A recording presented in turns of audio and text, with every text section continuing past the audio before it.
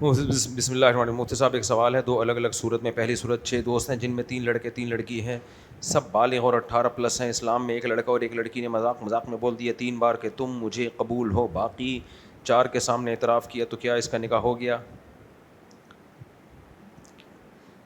لڑکے نے بولا تم مجھے قبول ہو نکاح کے لیے، آگے سے اس نے کیا جواب دیا؟ پھر یہ لڑکا اس کا ہم پلہ تھا، جوڑ کا تھا یا نہیں تھا؟ یہ پوری ڈیٹیل لکھ کے بھیجیں گے تو جواب ملے گا۔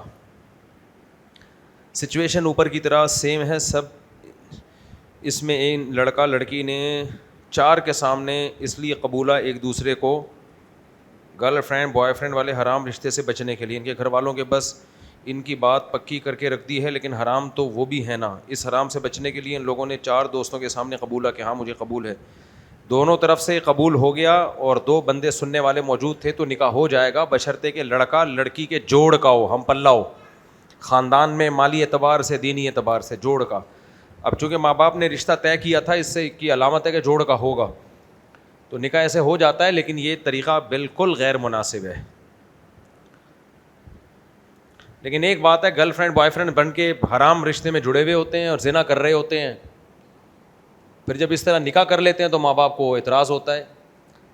تو پھر کس بات کا اعتراض ہو رہا ہے ماں باپ کو؟ یا تو اپنی بچیوں کو کنٹرول کرو بھائی، بوائے فرینڈ نہ بنانے دو، پھر ہم بھی آپ کو سپورٹ کریں گے کہ وہ نکاح اپنا خود نہ کریں۔ ایک طرف ان کو آزادی دی ہوئی ہے، کو ایجوکیشن میں جا رہی ہیں، بوائے فرینڈ لے کے گھوم رہی ہیں، اور پابندی یہ لگائی ہوئی ہے کہ نکاح خود نہیں کر سکتے۔ ایسے صورت میں پھر ہم ان کو یہی مشورہ دیں گے، زنا سے بہرحال بہتر کیا ہے؟ نکاح کر لیا جائے۔ مفتی صاحب ہم شدید گرمی میں آپ کا دیدار کرنے آئے، برائے مہربانی ایک سیلفی دیجیے۔ کون ہے بھائی یہ؟ صبر کرو بدرے کا یار، یہ تم لوگ علماء کا نام لے لے کے کیوں پرچیاں پکڑاتے ہو؟ پھر کسی نے مفتی عبدالواحد صاحب کا نام لیا ہوا ہے، قریشی صاحب کے لیے کوئی اچھے الفاظ فرما دیں۔ تو میں نے کب برے الفاظ کہے ان کے لیے؟ میں نے کب کوئی برے الفاظ کہے ان کے لیے جو آپ کہہ رہے ہو اچھے الفاظ فرما دیں؟ مجھے تو نہیں یاد پڑتا میں نے کبھی برے الفاظ۔ اچھا اتنی بات ضرور ہے، مفتی عبدالواحد قریشی صاحب سے میری یہ گزارش ہے کہ کوئی بندہ میرا اسسٹنٹ بن کے ان کو غلط خبریں دیتا رہتا ہے میرے بارے میں، میں ان سے تو بدگمان نہیں ہوں۔ مثال کے طور پر وہ کراچی آئے تو ان کو کسی نے پرچی دی کہ آپ کراچی آئے تھے، مفتی طارق مسعود نے آپ سے ملنے کی خواہش ظاہر کی، آپ نہیں ملے، تو مجھے یاد نہیں پڑتا کہ میں نے ان تک کوئی پیغام پہنچایا ہو کہ میں آپ سے ملنے کی خواہش رکھتا ہوں۔ ملنے میں تو اچھی بات ہے، سب ایک دوسرے سے ملنا چاہیے، لیکن یہ پیغام جو مجھے ان کے نہ کراچی آنے کا پتہ چلا نہ کراچی سے جانے کا پتہ چلا، مولانا طارق جمیل صاحب کا نہیں پتہ چلتا مجھے کہ کب آئے کب گئے، تو وہ تو بہت زیادہ مشہور ہیں۔ تو اس سے کسی کی انسلٹ توہین کرنا مقصد نہیں ہے، لیکن کوئی شخص میرا اسسٹنٹ بن کے ان تک غلط میرے بارے میں خبریں پہنچا رہا ہوتا ہے۔ کینیڈا والا جب اسکینڈل بنا تھا تو انہوں نے کہا کہ مفتی طارق مسعود صاحب کے کسی شاگرد کا فون آیا کہ مفتی صاحب کہہ رہے ہیں میرے فیور میں بیان دیں، حالانکہ میرے کسی شاگرد نے فون نہیں کیا ان کو، اگر کیا ہے تو کوئی جھوٹا شاگرد بن کے کیا ہے۔ انہوں نے میرے فیور میں بیان دیا، اس پہ میں ان کا شکر گزار ہوں، اللہ ان کو جزائے خیر دے، لیکن میرے کسی بندے نے رابطہ نہیں کیا تھا۔ ایک اور اس طرح کا واقعہ ہوا ہے، وہ بھی اسی سے ملتا جو پرانا واقعہ ہوگا، انہوں نے کہا کہ ان کا کسی کا فون آیا تھا لیکن نہیں آیا تھا۔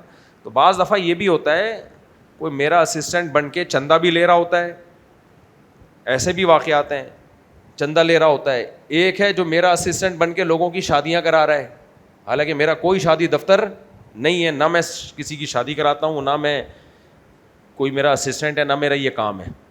تو اس لیے سب کو ہوشیار رہنا چاہیے، مشہور لوگوں کے ساتھ اس قسم کے دھوکے بہت ہوتے ہیں، کوئی بھی بن جاتا ہے اور وہ اپنے آپ کو سیلفی بھی دکھا دے گا میرے ساتھ اور شو کر رہا ہوتا ہے، تو یہ غلط بات ہوتی ہے، اس سے نفرتیں پھیلتی ہیں آپس میں۔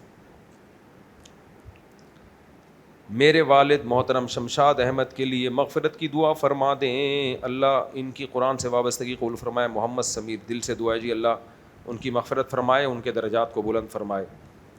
دوران قربانی ایک ہی دفعہ میں چھری پھیرنے کا دباؤ تھا، میں نے ایک دفعہ دعا پڑھی انی وجہتو اور آپ کے کلپ کو سن کر تاکہ تلفظ بھی آپ کی طرح ادا ہو، اسی اسنان میں قصائی کے جانور گرا کر مجھے چھرا پکڑا دیا، چلا دیں، مجھے ایسا لگا کہ بسم اللہ اللہ کو پڑھنا بھول گیا ہوں، جیسے ہی زمین پر رکھا ہوں۔ بھول جائیں تو بھی جانور حلال ہے، جان کے نہ چھوڑیں۔ ویسے تو بقرعید گزر چکی ہے، لیکن بقرعید سے آئندہ بھی آئے گی انشاءاللہ۔ 2 چیزیں سنت ہیں، لیکن جانور کو تکلیف دینا حرام ہے. تو سنت کے چکر میں جانور کو عذاب میں نہ ڈالیں. مثال کے طور پر افضل یہ ہے کہ جب آپ جانور کو چھری چلائیں تو آپ کا رخ قبلے کی طرف ہو. ایزیلی آسانی کے ساتھ ایسا ہو جائے تو ٹھیک ہے, نہیں ہو رہا تو جہاں ہے وہیں کر دو.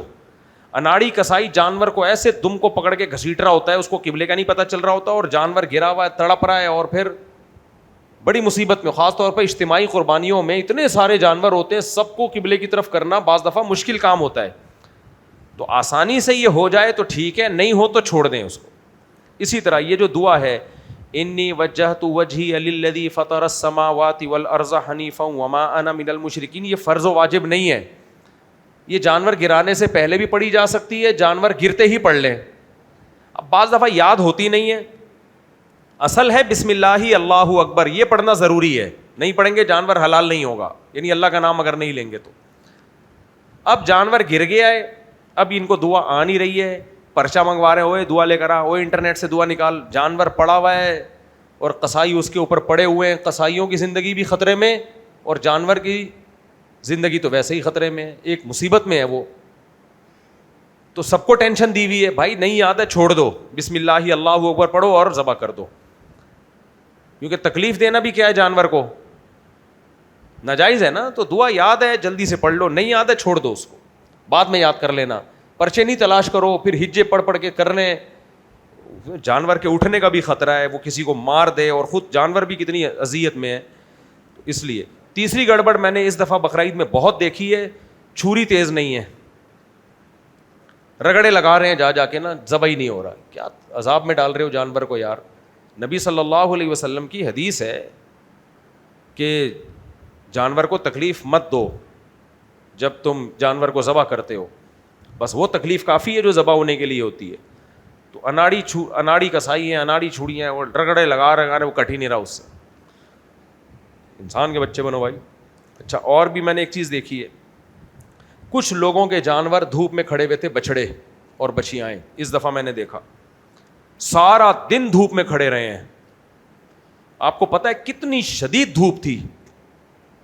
میں نے ان کے مالکان تک رابطہ بھی کروایا, میں نے کہا ان کے مالکان کو فون کرو, آپ کا جانور صبح سے ہم نے دیکھ رہے ہیں دوپہر سے دھوپ میں کھڑا ہوا ہے, شام ہو گئی ہے, گر کے مر جائے گا یہ.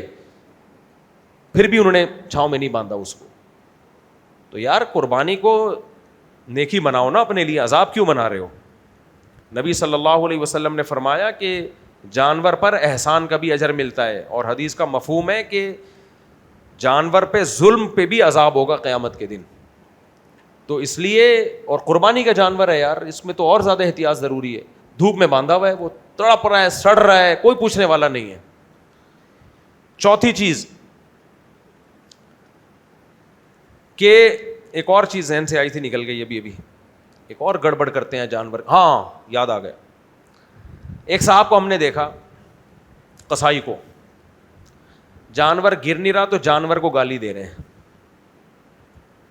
میں کھڑا ہوا تھا وہاں پہ, ایک دفعہ گالی دی میں نے برداشت کی, 2-3 دفعہ گالی دی, مجھے غصہ آ گیا.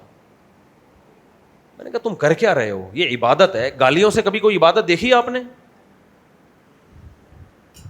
کوئی عبادت دیکھی؟ روزہ افطار کر رہے ہو ماں بہن کی گالیاں دے کے ایک دوسرے کو, سحری کر رہے ہو گالیاں دے کے, روزے میں گالیاں دے رہے ہو, پیاس لگ رہی ہے گالیاں دے رہے ہو. بھائی عبادت ہے نا, نماز ہے گالیاں سے شروع کر رہے ہو, امام کو گالیاں دے رہے ہو, یہ نماز رہے گی؟ نماز, قربانی بھی بھائی نماز روزے کی طرح عبادت ہے, اور گالیاں بھی اس جانور کو دے رہے ہو جس کو اللہ کے نام پہ حلال کر رہے ہو, اللہ کے نام پہ اللہ کے دربار میں پیش کر رہے ہو اس کو. تو 1-2 دفعہ دی تو مجھے, پھر تیسری دفعہ دی تو مجھے غصہ آ گیا. میں نے ان کو خود تو گالیاں نہیں دی, بہت مجھے غصہ آیا کہ تم کر کیا رہے ہو خدا کے بندو, یہ عبادت ہے, یہ وہ مذبح خانہ نہیں ہے جو تم گائے کا گوشت بیچتے ہو. یہ ایک دوسرے کو بھی گالیاں دے رہے ہوتے ہیں. سب کسائی ایسے نہیں ہوتے, ان بیچاروں نے تو توبہ کر لی ہے. میں نے جو ان کی کلاس لی ہے, انشاءاللہ آئندہ وہ کہہ رہے تھے ہم کبھی بھی گالیاں نہیں دیں گے, جو کچھ کر لیں گے گالیاں نہیں دیں گے. اللہ ان کی زندگی میں برکت ہے, انہوں نے میری بات کو لے لیا. لیکن یہ بہت برا عمل ہے, اس کو عبادت سمجھ کے کرنا چاہیے. جب جانور گرائیں اللہ کا ذکر کریں, اللہ کا نام لیں, بسم اللہ اللہ اکبر پڑھیں, دعا مانگیں اللہ ہماری طرف سے اس عبادت کو قبول کر لے. یہ سب الفاظ کہنے کے ہوتے ہیں. اس وقت ایک دوسرے کو گالیاں دینا, پھر ہوٹنگ, ایک انٹرٹینمنٹ کا سما بنا ہوتا ہے قربانی کے وقت, اچھل کود مچائی ہوئی ہے, ہاں ہو سیٹیاں بجا رہے ہیں, آپ اپنی عبادت کو خود ضائع کر رہے ہو. اس کو ایسے ہی کرنا چاہیے جیسے ابراہیم علیہ السلام نے اپنے بیٹے کو ذبح کرنے کے لیے لٹایا تھا. ہم بیٹوں کو نہیں لٹا رہے, لیکن انہی کی سنت میں جانور کو لٹا رہے ہیں, تو تھوڑا سا تو وہ والا منظر ہو یا نہ ہو, تھوڑا سا تو وہ منظر ہو. تو یہ ہوٹنگ اور ہا ہو غل غپاڑے اور شور شرابے یہ بری حرکت ہے, یہ جانور ذبح کرنے کے موقع پہ نہیں ہونی چاہیے. اگر آپ کے علاقے میں آئندہ کبھی ایسا ہو, لوگوں کو منع کریں, بولے اللہ کو یاد کرو, اللہ کا ذکر کرو, یہ عبادت کا عمل ہے, اس میں ہوٹنگ اور شور شرابہ اور اچھل کود اور کوئی بھروسہ نہیں, کل کو ناچ گانے بھی شروع ہو جائیں گے, میوزک بھی شروع ہو جائے گا. تو اس لیے اس کو عبادت سمجھ کے کرنا چاہیے, سنجیدگی کے ساتھ کرنا چاہیے. میں برما کا طالب علم ہوں, میں آپ سے بے پناہ محبت کرتا ہوں, بڑی نوازش جناب. احبک اللہ الذی احببتنی فی. جب بھی میرا دل گناہ کی طرف مائل ہوتا ہے تو میں آپ کی کوئی بیان سن لیتا ہوں, پھر میرا دل بحال ہو جاتا ہے. میرا خواب ہے کہ میں آپ کا شاگرد بنوں, آپ کے پاس رہ کے دین سیکھوں, تفسیر ہو یا جو بھی. محمد زبیر, آپ جامعۃ الرشید میں داخلہ لے لیں, ہمارے شاگرد بن جائیں گے انشاءاللہ. وہاں پہ جامعۃ الرشید میں بنگلہ دیش کے طلبہ بھی ہیں, امریکہ سے بھی اب تو آ گئے ہیں طلبہ الحمدللہ. جامعۃ الرشید کو وزارت تعلیم سے رجسٹرڈ کرا لیا نا. بہت لوگوں نے باتیں بتائیں, یوں ہے تو فلانا ہے, درباری ہیں, سرکاری, بے وقوفوں والی باتیں. بھائی یہ اختلافی چیز ہے, کچھ لوگ کہتے ہیں وہاں ہونا چاہیے, کچھ یہاں ہونا چاہیے, اس میں کون سی ایسی راکٹ سائنس ہے. اس وزارت تعلیم کا فائدہ یہ ہوا کہ باہر ملکوں کے طلبہ کو تعلیم کے نام پہ ویزے ملنا شروع ہو گئے.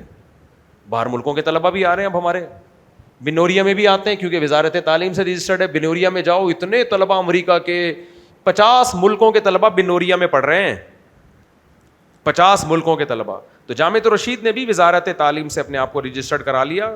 اس کا مطلب درباری سرکاری وہ بننا نہیں ہے, اس کا مطلب یہ ہے کہ آپ کے سرٹیفکیٹ کی ایک ویلیو ہو اور باہر ملکوں سے طلبہ کو ویزا ملے بس. باقی وفاق والے بھی ہمارے سروں کے تاج ہیں, وہ کہہ رہے ہیں ہم اسی طرح پہ چلیں گے. ٹھیک ہے بھائی, جس نے وہاں جانا ہے وہاں چلا جائے. تعلیم دونوں میں سیم ہے, کیا خیال ہے؟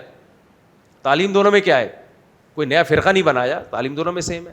تو مسئلوں کو آسانی سے حل کرنا چاہو تو آسانی سے حل ہو سکتے ہیں, اور اگر بھتنگڑ بنانا چاہو نا, فسادی, آپ کو پتہ ہے نا محلے میں کچھ عورتیں فسادی ہوتی ہیں, سب نہیں, کچھ عورتیں جو بیان نہیں سن رہی ہیں کیسا فساد بچاتی ہیں, ادھر کی ادھر, ادھر کی ادھر, کچھ ہوتی ہیں ادھر جا کے ادھر بات کی, ادھر جا کے ادھر بات کی, لڑوا دیا. میں نے کئی ماسیاں گھر سے چلتا کی ہیں اپنے گھروں سے, میرے گھروں میں ماسیاں لڑوا رہی تھیں. ایک ماسی ادھر کی بات اس گھر میں جا کے, اس کی بات اس گھر میں جا کے, اس کی بات اس گھر میں جا کے. بھائی ہم دیکھ رہے ہیں یہ ہو کیا رہا ہے. تو اب ہر گھر میں الگ ٹائپ کی ماسی ہے, اس ماسی کو اس گھر میں گھسنے کی اجازت نہیں, اس ماسی کو اس گھر میں گھسنے کی اجازت نہیں ہے. نہیں ہے, تم لوگ نابالغ ہو, تم لوگ کی سمجھ میں نہیں آئے. دوبارہ سے بتاتا ہوں, میرے گھر میں 2 گھر والے جب تھے نا, جب 4 نہیں تھی, 2 گھر والے تھے, میں نے دیکھا اچھی بھلی محبت کی زندگی گزر رہی ہوتی ہے, پھر لڑائی ہو جاتی ہے بغیر کسی وجہ کے. جب میں ڈیپ میں جا کے میں نے غور کیا نا, پتہ چلا ایک گھر والوں کو میں جس گھر میں ان کے فرینڈ کے ہاں لے کے جا رہا ہوں نا دعوت پہ, دوسرے کو بھی جب اسی گھر میں لے کے جاؤں تو وہ جو خاتون ہے نا جس نے بلایا ہے وہ دونوں کو لڑواتی ہے. نہیں آئی سمجھ میں بات؟ وہ کیا کر رہی ہیں, وہ ان کی باتیں اس کو, اس کی باتیں اس کو. مثال کے طور پر ہوا میرے ساتھ, یہ شروع کی بات ہے, بہت پرانا قصہ ہو گیا, گھر والوں کو بھی شاید یاد نہ ہو. جب میرے 2 تھیں, صرف 2, بہت ذلت کی زندگی تھی, صرف 2 تھی نا, صرف 2 تھی, بہت ذلیلوں والی زندگی گزر رہی تھی. ان دنوں میں کہیں شادی کے لیے گیا تو رشتہ ریجیکٹ ہو گیا, تو میرا منہ تھوڑا سا لٹک گیا تھا. ہمارے دوست نا مجھے تسلی دے رہے تھے, کوئی بات نہیں, اس سے اور آدمی کو ذلت محسوس ہوتی ہے. جب کہیں انکار ہو جائے نا, یہ کوئی ذلت کی بات نہیں ہے, لیکن اگلا تھپکی دے رہا ہوں نا, کوئی بات نہیں, آدمی کو بہت انسلٹ محسوس ہوتی ہے. جیسے ہمیں بچپن میں ابا سے مار پڑتی تھی نا, اس وقت رونا نہیں آتا تھا, جب بلا کے پیار کرتے تھے نا اس وقت زیادہ رونا آتا ہے آدمی کو. تو اور مثال دے دوں, یہ تسلی سے آدمی کو بعض دفعہ ذلت محسوس ہوتی ہے. ہمارے ایک دوست ہیں, نام بتانے میں کوئی حرج نہیں ہے, سلمان, بڑی گپ شپ ہے میری ان سے. ایک دن کیا ہوا, پرانی بات ہے 2010 یا 11 کی, وہ دارالعلوم کورنگی میں کسی طالب علم کے پاس بیٹھے ہوئے تھے. اس طالب علم نے کہا کہ یار مفتی طارق مسعود کا میں بیان سنتا ہوں لنڈی کوتل چورنگی میں, یار میری ان سے ملاقات کون کروا سکتا ہے. اب یہ چوڑے میں آ گئے, انہوں نے کہا مفتی صاحب تو اپنا لنگوٹی یار ہے یار, میں تو ابے تبے کر کے مفتی صاحب, اور ہیں واقعی لنگوٹی یار ہی ہے, واقعی ایسا ہی ہے, میں تو ابے تبے کر کے بات کرتا ہوں, ہمارا تو فری میں مذاق چلتا ہے. اس نے کہا یار میں تو ملاقات کرنا چاہ رہا ہوں, تو تمہارا اتنی فری اسٹائل ہے. ہاں یار ابھی دیکھ میں فون ملاتا ہوں, دیکھنا کیسے ابے تبے سے بات کریں گے. سلمان بھائی نے ہم کو فون ملا دیا, اور اسی محلے کے سلمان بھائی, وہ یہ واقعہ سنیں گے بھی کیونکہ سنایا انہوں نے یہ مجھے یہ واقعہ. سلمان بھائی نے ہم کو فون کیا, میں نے فون اٹھایا, اسپیکر سلمان بھائی نے آن کر دیا نا اس کو دکھانے کے لیے. اس زمانے میں مسائل پوچھنے کے لیے بھی کالز آیا کرتی تھی, میں سمجھ رہا کہ کوئی مسئلہ پوچھنے کے لیے کسی نے کال کی ہے. اب جب مسئلہ پوچھنے کے لیے کال کریں نا تو مجھے اس پہ ہوتا ہے ٹو دا پوائنٹ بات کرو, جو مسئلہ ہے وہ پوچھو, اپنا تعارف مت کراؤ. سلمان بھائی نے فون ملایا, مفتی صاحب کیا حال ہے؟ میں نے کہا کون بات کر رہے ہیں؟ مفتی صاحب سلمان بات کر رہا ہوں. کون سلمان بھائی, کون سلمان؟ آپ جو مسئلہ پوچھ رہے ہیں وہ پوچھیں. یار وہ آپ کے جو پڑوس, بھائی تو پڑوس میں رہتا ہے, کہاں رہتا ہے, آپ مسئلہ پوچھیں نا. سلمان بھائی کی طبیعت سے ہو گئی عزت. سلمان بھائی نے مجھے پھر واقعہ بتا رہا ہے, کہہ رہے مجھے اس وقت اتنی بے عزتی محسوس نہیں ہوئی, جب میں نے فون بند کیا تو دو موقع پہ محسوس ہوئی. نمبر ایک, جب اس نے مجھے تسلی دی, کوئی بات نہیں ہو جاتا ہے, بعض دفعہ آدمی بھول جاتا ہے. کہہ رہے ایک تو اس وقت, دوسرا جب میں آپ کے سامنے آیا آپ نے دور سے آواز ماری, اور سلمان بھائی کیا حال ہے؟ کہتے ہیں میں نے کہا اب کوئی فائدہ, اب کوئی فائدہ. تو خیر اب میں جب بھی ملتا ہوں بڑے تمیز سے, کوئی سلمان نام کا بندہ ہو نا میں پہلے پوچھتا ہوں کون ہے بھائی. تو بعض دفعہ ذلت میں اتنی ذلت نہیں ہوتی, اس پہ جو تسلی مل رہی ہوتی ہے اس پہ ذلت. تو ونس اپون اے ٹائم میں نے تیسری شادی کے لیے پیغام بھیجا, میری بڑی چاہت تھی یہاں میری شادی ہو جائے.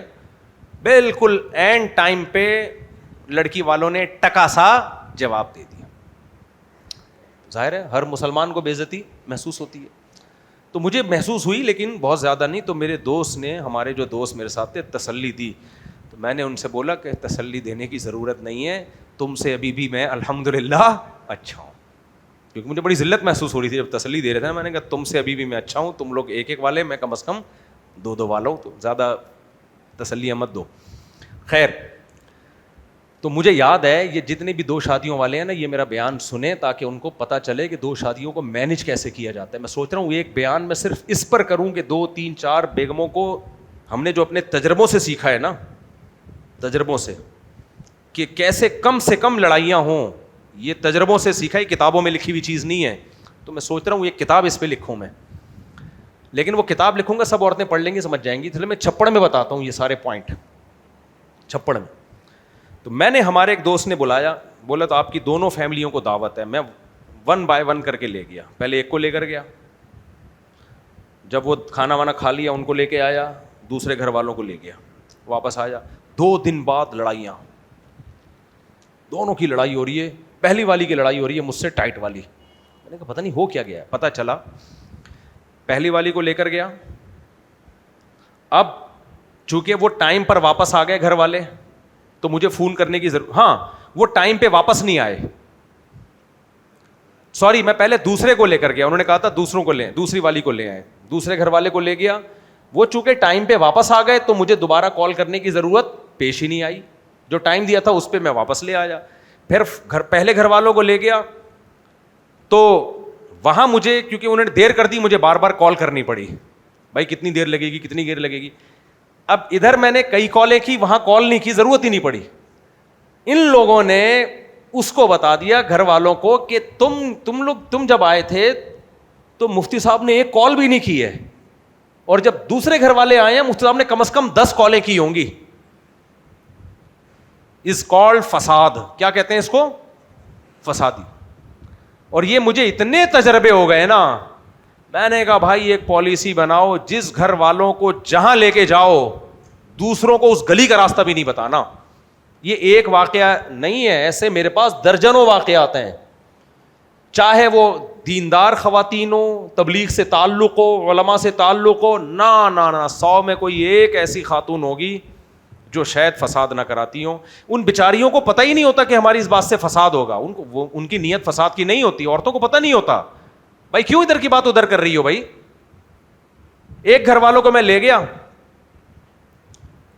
اب میں دیندار لوگوں کے گھروں میں لے کے جا رہا ہوں, سب یہ کہہ رہے ہیں آپ کو ضرورت کیا تھی, ایک بندے کی جب 2 شادیاں تھیں تو آپ نے کیوں شادی کی اس سے. میں جن گھروں میں لے کے جا رہا تھا وہ سارے ماشاءاللہ 4 مہینے لگے ہوئے دیندار پردے دار خواتین. گھر والوں کو ورغلا رہے ہیں کہ آپ کو ضرورت کیا تھی, ایک بندے کے 2 بیگمیں پہلے سے ہیں, اس کے اولاد بھی ہے, تو آپ کو ضرورت کیا تھی. اب وہ بیچارے گھر والے پریشان کہ یار کیا بتائیں کیا ضرورت تھی. کہہ رہے ہیں بس وہ ہم نے دیکھا بھائی اللہ کا دیا سب کچھ ہے تو ہم کر لیتے ہیں. نہیں تو کیا مطلب, کوئی بھی سب کچھ کسی کے پاس بھی ہو کر لو گے شادی. ایک گھر نہیں 2 گھر نہیں 10 گھروں میں لے کے گیا ہوں, 10 کے 10 نے کھوپڑا خراب کیا ہے. میں بے دینوں کی بات ہی نہیں کر رہا, دینداروں کی بات کر رہا ہوں. ایک جگہ ایسا ہوا میں گھر والوں کو لے کر گیا, میں نے کہا یہاں ورک شاپ ہو رہی ہے ٹائم مینجمنٹ کی, میں خود بھی سیکھوں گا ٹائم مینجمنٹ کے کورس. ہر آدمی علم کا محتاج ہے, چلو گھر والوں کو بھی لے جاتا ہوں, ان کو بھی سکھاؤں گا. جو کورس کروا رہے تھے وہ بھی بڑے دیندار ماشاء اللہ. تو ہم نے کہا اچھا ہے گھر کی بھی ٹائم مینجمنٹ صحیح ہو جائے, گھر والوں کو بھی رات کو جلدی سونا, صبح جلدی اٹھنا, بچوں کی تربیت پہ اثر وغیرہ وغیرہ وغیرہ وغیرہ وغیرہ. تو پردے کا بھی تھوڑا انتظام تھا. میرے گھر والوں نے بتایا خواتین جو پیچھے بیٹھی ہوئی تھیں وہ یہی سمجھاتی رہیں مجھے کہ تم اپنے میاں سے پوچھ کے گھر سے باہر نکلتی ہو. کہ جی ہاں ہم تو نہیں نکلتے, ہم تو نہیں نکلتے. ابے تم اگر پاگل ہو تو اس کو اگلوں کو کیوں خراب کر رہے ہو. ہم نے تو کبھی اپنے میاں کو نہیں بتایا, ہمارا تو جب دل چاہے پرس گلے میں لٹکائیں, اور یعنی وہ شو مار رہی ہیں کہ ہم کیا ہیں, آزاد ہیں. تو اس لیے مجھے اندازہ ہوا میرے بھائی بہت مشکل کیس ہے. تو اس لیے میں نے کیا کیا ہوا ہے, جس ملک میں بھی کسی گھر والوں کو لے گیا نا, اس ملک میں دوبارہ اس کو لے کے نہیں جاتا. دوسرے گھر والے دوسرے کنٹری میں جائیں گے, اس کنٹری میں نہیں جائیں گے. کنٹری میں بھی اگر پتہ چل جائے نا مفتی صاحب کے گھر والے آئے ہوئے ہیں, خواتین سمٹ کے آئیں گی, وہاں پہ بولیں گی وہ والے جب آئے ہوئے تھے تو اتنی کالیں کی تھیں, تم جب آئے ہوئے ہو تو اتنی کالیں کی. اتنی لڑائیاں ہوتی ہیں اس سے. میں پریشان ہوتا تھا یار, اچھی بھلی ہنسی خوشی زندگی گزرتی ہے, اچانک ہو کیا جاتا ہے. ایک خاتون آئی ہمارے گھر میں, پرانے وقتوں کی بات ہے, میرے گھر میں بڑی اچھی 2 گھر والے تھے, بڑی اچھی ہنسی خوشی زندگی شروع ہو گئی. شروع میں تو کچھ ہوتا ہے, سب کچھ ہوتا ہے, سب گھروں میں ہوتا ہے, پھر آہستہ آہستہ نارملائز ہو گیا سب, اب فٹ فاٹ سب چل رہی. ایک خاتون آ گئی ہمارے گھر میں, اگلے دن لڑائی شروع گھر والوں کے ساتھ. میں پریشانی ہوا کیا ہے, وہ خاتون نے آ کے اتنی ناشکری پیدا کی ہے نا, کہا تمہارے میاں نے 2 شادیاں کی ہیں, تمہیں دیا کیا ہے. یہ فریج تو سب گھروں میں ہوتا ہے, یہ پنکھے تو سب گھروں میں ہوتے ہیں, ہمارا تو خیال تھا کوئی شیش محل ہوگا, کیونکہ 2 کی ہوئی ہیں تو دونوں کو شیش محل بنا کے دیا ہوگا, بڑی لگژری لائف ہوگی. ناشکری پیدا کر دی کہ نہیں کر دی پیدا. بھائی بڑا مشکل کیس ہے, بہت ہی یعنی بہت مشکل ہے. تو اس لیے کسی نے بہت بہترین بات کی ہے کہ کون سا محکمہ ایسا ہے جہاں پر خواتین جاب نہیں کر سکتی. جواب فائر بریگیڈ, کیونکہ خواتین کا کام آگ لگانا ہے, آگ بجھانا. تو پھر بھی میں سب کو ایک لاٹھی سے نہیں ہانکتا. جب آپ نے 2 شادیاں کی ہوئی ہیں یا 3 کی ہوئی ہیں تو اتنا خیال کر لو, میں نہیں کہہ رہا ملنے ملانے سے روک دو, یہ ممکن نہیں ہے. اب یہ تو نہیں ہو سکتا نا کہ ملنے ملانے سے ہی روک دیا جائے, گھر میں بند ہو کے بیٹھ جائیں. اتنی احتیاط ضرور کر لو, ایک گھر والوں کو جن سے تعلق ہو دوسروں کا ان سے نہ ہو, نہ نمبر ہو, نہ SMS پہ کوئی بات ہو سکے, پتہ ہی نہ ہو کہاں ہے. دوسروں کا تعلق, ان کی فرینڈشپ کسی اور خواتین سے ہوگی, تیسری کی کسی اور فیملی سے, چوتھی کی کسی اور فیملی سے. آپس میں ان کا بھی آپس میں لنک نہ ہو اور ان کے دوستوں کا بھی آپس میں لنک نہ ہو. سمجھ آ رہی ہے بات کہ نہیں آ رہی ہے؟ پھر تو چل پائے گا, ورنہ تجھ سے نہیں ہو پائے گا, تجھ سے نہیں ہو پائے گا, مر جائے گا. بعض لوگ ہیں جو کہہ رہے ہیں 4 بیویوں کو بٹھا کے ایک دسترخوان پہ کھانا کھاتے ہیں, لائف کو انجوائے کر رہے ہیں, ہوتے ہوں گے. یہ لوگ مثالی نہیں ہوتے, ذہن میں رکھو. جو کہتے ہیں نا 2 3 4 کو ایک ساتھ رکھا ہوا ہے, بہنوں کی طرح رہتی ہیں, یہ مثالی نہیں ہے, کیونکہ یہ نیچرل سے ہٹ کر ہے. جو چیز بھی نیچرل سے ہٹ کر ہوتی ہے وہ ایگزامپل نہیں ہوتی. ایگزامپل وہی چیز ہوتی ہے جو نیچرل ہو. میں نے کبھی بھی شو نہیں ماری کہ ہماری دو گھر والے محبت سے رہتے ہیں بہنوں کی طرح. میں اگر یہ مثال دوں گا تو دوسری شادی ناکام ہو جائے گی. کیوں؟ جب لوگ کریں گے لڑائیاں ہوں گی, بولیں گے یار ہمارے تو ناکام. بھائی مثال ہی یہی لڑائیوں والی ہے, اسی طرح ہی کرنی ہے, اسی طرح ہی رہنا ہے. نہیں آئی سمجھ میں بات؟ جیسے قربانی کا جانور جب گراؤ گے تو شاید کوئی ایک مثال ہو, بکرا آیا خود لیٹ گیا اور چھری بھی خود چل گئی. یہ مثالیں آپ پبلک میں دو گے تو لوگ قربانی سے دور بھاگیں گے, کیونکہ جب لوگ بکرے کو لٹائیں گے نا, بکرا لیٹے گا نہیں, ٹانگیں بھی مارے گا اور بیل ہڈیاں بھی توڑے گا آپ کی. تو سوسائٹی میں وہ مثال چلتی ہے جو ریئلٹی کے قریب ہوتی ہے. ریئلٹی یہ ہے کہ بیل کو لٹاؤ گے تو وہ بھی تمہیں لٹانے کی کوشش کرے گا, ٹھیک ہے نا, اور ٹانگیں چلائے گا اور مارے گا. اور جو دیکھ لو یوٹیوب پہ جو ویڈیوز پڑی ہوئی ہیں, اچھل اچھل کے تمہیں بھی کیکیں مارے گا, پھر بھی کرنی ہے قربانی. تو دو شادیوں میں میرے بھائی مسائل ہوں گے, بیگموں کی لڑائیاں بھی ہوں گی, فسادات بھی ہوں گے. آپ مرد کے بچے بنو, آپ اس کو کنٹرول کرو, اور پھر 2 کرو 3 کرو اور ڈھیڑ بن کے چوتھی کرو. اسی طرح ٹینشنوں کے ساتھ ہی یہ سنت ہے. ہمارے نبی نے بھی 9 ازواج تھی میرے بھائی. اختلافات سید الانبیاء کے گھروں میں بھی ہوئے ہیں. آپ ناراض ہو کے چلے گئے, 1 مہینے بعد واپس آئے آپ صلی اللہ علیہ وسلم, تو پھر بھی نبی کی سنت ہے یہ. ابراہیم علیہ السلام کی 2 زوجات تھیں, ان میں بھی آپس میں اونچ نیچ ہوئی ہے, کیونکہ بیوی شوہر سے محبت کرتی ہے. جب وہ محبت کہیں ہوگی تو جذبات بھی ہوں گے, اور محبت میں شیئرنگ کے وقت اس کو تکلیف ہوگی تو ری ایکشن ہوگا. وہ کوئی پتھر کی بنی ہوئی مخلوق نہیں ہے, لوہے کی بنی ہوئی مخلوق نہیں ہے کہ اس میں جذبات ہی نہ ہو. یہ آپ کا کام ہے ان جذبات کو کنٹرول کرنا اور اس کو مینیج کرنا. اس لیے میں کہتا ہوں مرد کے بچے بنو, آدمی کے بچے بنو, پجامہ بننے کی کوشش مت کرو. سمجھ آ رہی ہے بات کہ نہیں آ رہی؟ تو کرو, یہ کام کرو, اور ٹینشنوں کے ساتھ ہی ہوگا, یہ خوشیوں کے ساتھ نہیں ہوتا, ٹینشنوں کے ساتھ ہی سنت ہے. تبھی تو ہم کہتے ہیں جہاد کی نیت سے کرو. تو میرے بھائی ہمارے پیغمبر کی سنت ہے زیادہ شادیاں کرنا, اور پھر ان شادیوں کی ٹینشنیں برداشت کرنا. یہ کس کی سنت ہے؟ پیغمبر کی. خدا کی قسم لا الہ الا اللہ, میں سب کو یہ بات بولتا ہوں, اگر نکاح سنت عمل نہ ہوتا, نکاح کی شریعت نے ترغیب نہ دی ہوتی, شاید میں ہم ایک بھی نہ کرتے. لیکن ہمارے پیغمبر نے اس کو اور اسلام نے اس کو سنت قرار دیا اور کہا کہ اس میں برکت ہے. میں یہ نہیں کہہ رہا کہ نکاح میں ٹینشنیں ہیں, نکاح میں ٹینشنیں ہیں لیکن نتیجے کے لحاظ سے خوشیاں ہیں. زنا میں خوشیاں ہیں, نتیجے کے لحاظ سے عذاب ہے. خوش, یہ ساری ٹینشنوں کے باوجود بھی خوش شادی شدہ ہی ہوتا ہے. خوش کون ہوتا ہے؟ یعنی یہ وہ ٹینشنیں ہیں جو خوشیوں کا پیش خیمہ ہے. ایک آسانی مثال دیتا ہوں, پیش خیمہ تھوڑے گاڑی ہو گئی. آپ کو جب درد ہو اور ڈاکٹر کولے میں ٹیکا ٹھوک دے تو خوشی ہوتی ہے یا ٹینشن ہوتی ہے؟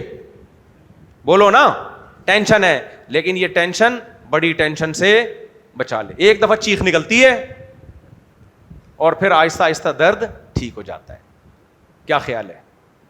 تو حلال جتنی بھی ٹینشنیں ہیں نا وہ ہیں ٹینشنیں, لیکن وہ ٹینشنیں انسان کو خوشیاں دیتی ہیں. اور حلال کی ٹینشن سے آدمی ڈپریشن میں نہیں جاتا, خودکشی نہیں کرتا. کبھی بھی نہیں میں نے دیکھا 2 شادیاں کر کے ٹھا کر کے گولی مار کے مر گیا ہو.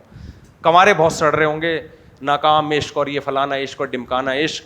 4 شادیاں کرنے کے بعد جو پریشانیاں ملتی ہیں وہ پریشانیاں ایسے ہیں جیسے ضرب الحبیبی زبیب, محبوب کی مار کشمش کی طرح. چھوڑ دو تم لوگ, پھر تم لوگ کے لیول سے اوپر کی باتیں شروع کر دیتا ہوں میں, پتہ نہیں کھو جاتا ہوں دنیا.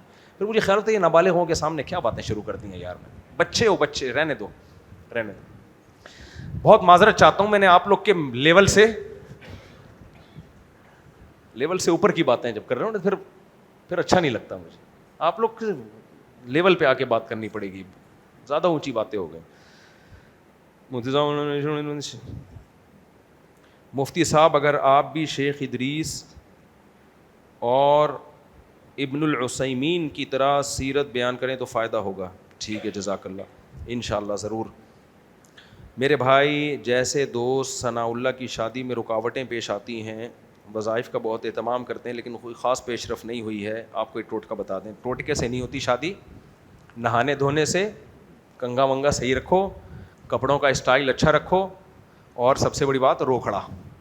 لڑکی والے دیکھتے ہیں بندہ اسٹیبل ہے یا نہیں ہے, اگر اسٹیبل نہ ہو تو کوئی بھی نہیں دیتا.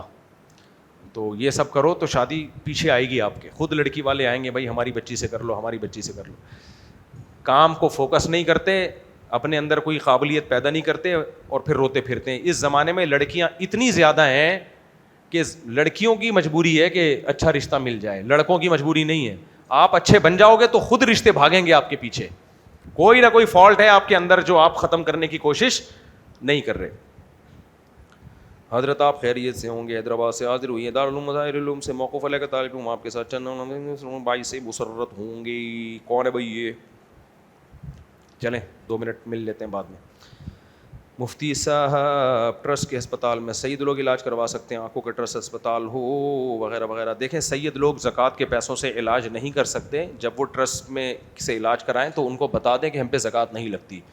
تو بہت سے ہسپتال میں زکوٰۃ کے علاوہ بھی ڈونیشن کی رقمیں ہوتی ہیں, عطیات ہوتے ہیں, پھر وہ وہاں سے علاج کر دیتے ہیں. جیسے انڈس ہاسپٹل میں آپ اگر بول دیں کہ میں زکوٰۃ کا مستحق نہیں ہوں تو پھر بھی فری علاج ہوتا ہے, لیکن وہ جنرل ڈونیشن سے کرتے ہیں پھر علاج. سید زکوٰۃ نہیں لگ سکتی سید پہ. یہ بھی ہمارے پیغمبر کے برحق ہونے کی دلیل ہے. ہمارے نبی نے زکوٰۃ کے اتنے فضائل بیان کیے, کوئی شک کر سکتا تھا شاید یہ اس لیے بیان کر رہے ہیں تاکہ آپ کو لوگ پیسے دیں. نہ فرمایا مجھ پر اور میری قیامت تک, حدیث کا مفہوم بیان کر رہا ہوں, قیامت تک میری اولاد پر زکوٰۃ حرام. تو یہ آپ نے زکوٰۃ اپنے لیے نہیں بلکہ امت کے لیے رکھی ہے, اپنی اولاد کو محروم کیا اس سے. میرے بھائی مفتی صاحب, میرے بھائی جیسے دوست ثناء اللہ کی شادی 2 دفعہ نہیں ہو رہی کیا؟ گورنمنٹ نے عید کے تیسرے دن کی چھٹی نہیں دی, اس حوالے سے آپ کی کیا رائے ہے؟ 3 دن چھٹیاں دے دیں بہت ہیں, 9 ذی الحجہ کی, 10 کی, 11 کی. تیسرے دن دے دے تو اچھی بات ہے, نہیں دے تو بھی ٹھیک ہے. گورنمنٹ کی بات نہیں, گورنمنٹ سے پوچھو, میں کوئی گورنمنٹ کا ملازم تھوڑی ہوں. ہاں جو 100% غلط بات ہوگی اس پہ ہم ری ایکشن ریکارڈ کروائیں گے. جیسے بھی 18 سال سے کم عمر لڑکی کی شادی پہ پابندی لگائی, اس پہ ہم نے ریکارڈ کروایا. مفتی صاحب آپ سے ملاقات کرنا چاہتے ہیں, بالا کوٹ سے آئے ہیں. کہاں ہیں؟ 1 منٹ مل لیتے ہیں بھائی. سوال یہاں سے پوچھ لیں جلدی جلدی, شاباش. السلام علیکم. مائک جی سوال یہ ہے, میرے 2 سوال ہیں. ایک تو چھوٹا سا سوال یہ ہے, ابھی آپ بیان میں جو ایک صاحب کے ساتھ بچے تھے تقریباً 8-10 سال کے, انہوں نے ان کو سلایا تھا, تو میں نے ان سے کہا کہ ان کی تو وضو ٹوٹ جائے گی. بولا ان کی نماز ایسے ہو جائے گی. تو باقاعدہ مطلب اپنے اختیار سے ان کو سلانا بیان میں کہ بغیر وضو پڑھ لیں گے, بچے ہیں وہ بغیر وضو کے پڑھ لیں گے. بس بچوں کو وضو کا عادی بنانا چاہیے. باقی بچہ بغیر وضو بھی نماز پڑھ لے تو اس کا وضو کا مکلف نہیں ہے وہ, لیکن بہرحال عادت ڈالنے کے لیے اس کو وضو کرا دینا چاہیے. میں پہلی بات ہے کہ فیلڈ مارشل کا میں نمائندہ نہیں ہوں کہ فیلڈ مارشل کے سارے کاموں کو میں درست قرار دوں. تو فیلڈ مارشل کی باتیں فیلڈ مارشل سے پوچھا کریں. باقی جہاد فرض کیوں نہیں ہے یا فرض ہے, ہمارا کام ہے اصولی جواب دینا, اس کا امپلیمنٹ کرنا ہمارا کام نہیں ہے. وہ فوج کا کام ہے, وہ اپنی مجبوری کتنی ہے, کر سکتے ہیں نہیں کر سکتے, وہ بہتر جانتے ہیں. تو جس کی فیلڈ ہے اسی کو ساجھے. مثال کے طور مثالیں سے ہٹ کے میں اصولی بات کرتا ہوں. جہاد اپنی استطاعت کے بقدر فرض ہوتا ہے. کبھی بھی شریعت میں وہ کام فرض نہیں ہے کہ لینے کے دینے پڑ جائیں.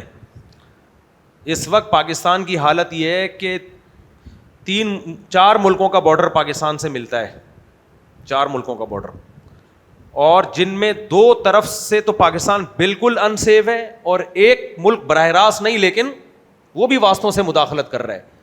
اور پھر آپ ملک کے اندر جو دھماکے ہو رہے ہیں وہ دیکھو. شیخ ادریس رحمہ اللہ تعالیٰ کو بعض لوگ کہتے ہیں بخاری پڑھانے کے جرم میں شہید کیا گیا. بخاری بہت سے علماء پڑھا رہے ہیں, سعودی عرب میں, مصر میں, فلسطین میں, پاکستان میں, یہاں مدارس میں, کسی کو شہید نہیں کیا گیا. شیخ ادریس کو شہید کیا گیا ہے. انہوں نے پاکستان آرمی کی اور پاکستان کی تعریف کر دی تھی سوشل میڈیا پہ, ان کو برا بلا کہا گیا اور بالآخر ان کو شہید کر دیا گیا. تو جس ملک کی یہ کنڈیشن ہو کہ کوئی عالم کنٹری کے یا فوج کے فیور میں بات کر دے, اور فوج کے فیور میں بات کرنے سے ان کا مقصد فوجیوں کی تعریفیں نہیں ہے, ملک بچانا تھا, کیونکہ اٹیک فوج پہ ہو رہا ہے, آپ کے مقابلے میں فوج کھڑی ہوئی ہے اسلام دشمنوں کے سامنے, تو ان کا مقصد تھا فوج کو موٹیویٹ کیا جائے, کیونکہ وہ حالات جانتے تھے شیخ ادریس صاحب کہ اگر یہ فوج راستے سے ہٹ گئی, عوام میں اس کا مورال ڈاؤن ہو گیا, تو ہم تو گئے کام سے, پروگرام گیا ہمارا. اور میں بار بار کہتا ہوں اگر یہ فوج کمزور پڑ گئی, خدا کی قسم لا الہ الا اللہ, غزہ کو بھول جاؤ گے, تم غزہ کو بھول جاؤ گے غزہ کو. کیونکہ ایسی بوٹیاں نوچیں گے نا تمہاری انڈیا مل کے اور اسرائیل مل کے, تم تصور میں بھی تمہارے نہیں ہوگا, وہ بھول جاؤ گے وہ حالات. ابھی چونکہ پیڑے کھا رہے ہیں نا بیٹھ کے, لڈو کھا رہے ہیں بیٹھ کے, انجوائے کر رہے ہیں, احساس نہیں ہے. شیخ ادریس رحمۃ اللہ علیہ کو احساس ہو گیا تھا, انہوں نے عوام کی ملامت کی پرواہ نہیں کی. ان کو پتا تھا سوشل میڈیا پہ پوری قوم میرے خلاف ہو جائے گی, اور انہوں نے یہ بیان میں یہ بات کہی ہے, میں کسی سے ڈرتا نہیں ہوں, حق بیان کر رہا ہوں. تو ملک کو اور فوج کو فیور کیا. سوشل میڈیا پہ جو ان کو گالیاں دی ہیں, ذرا خیال نہیں کیا کہ ایک آدمی سفید داڑھی والا ہے, کتنا بڑا عالم ہے, اس کی کتنی خدمات ہیں. نا نا نا نا نا, بس سیاسی اختلافات میں اتنا آگے چلے گئے یار. تو پہلے سوشل میڈیا پہ 15-20 دن طوفان بدتمیزی, اور پھر ان کو جان سے مار دیا. اس وقت پاکستان کو یا فوج کو جو فیور کرے گا اس کی جان خطرے میں ہے.